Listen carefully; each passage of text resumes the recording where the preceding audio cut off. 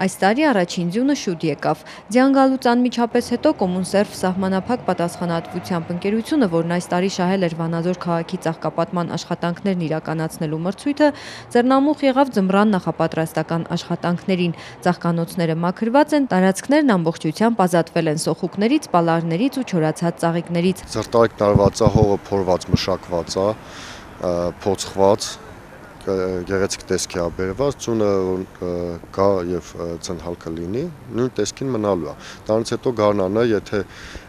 իհարկե մրցույթը մենք մասնակցենք եւ շահենք,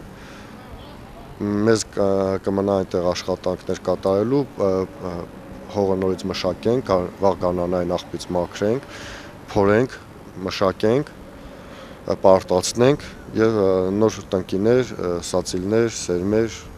տեղադրենք։ Հաջորդ գարնան համար ծաղիկների սացիլների խնամքն ընթացքի մեջ է, ձմռան ընթացքում դրանց մեծ մասը փչանում է, սացիլները պահվում են հատուկ համապատասխանեցված պայմաններում, բայց միևնույնն է, գարնանը միշտ էլ նոր սերմերի եւ սոխուկների կարիք է զգացվում, իսկ շատ տարածքներ էլ մնում են անխնամ։ Օրինակ Արցախ հրապարակը նայում ես, ծաղկանոցներ են, բայց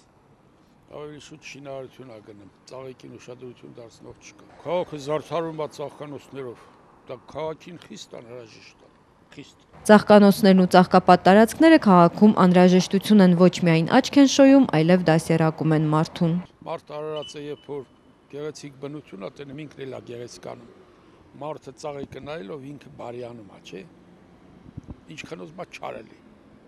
Ծաղիկները տեսնելով ինքը կամա դառնում է բարի։ Ես ինքս ծաղկանոցով շահել եմ։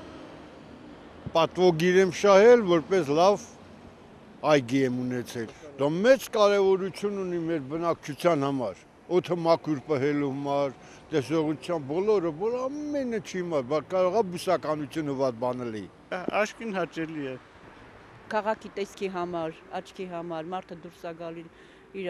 տարածքը հաճելի է։ Կոմունսերվ սահմանափակ պատասխանատվությամբ ընկերության եւ Վանաձորի քաղաքապետարանի միջև կնքված պայմանագրի վերջնաժամկետը նոյեմբերի 1-ն էր։ Ծառերի աշնանային էթն իրականացնելու համար համապատասխան գումարներ են անհրաժեշտ։ Դրանց լինելու դեպքում ընկերությունը կիրականացնի նաեւ այս աշխատանքները։ Մի քեռուստաընկերություն, լուրեր։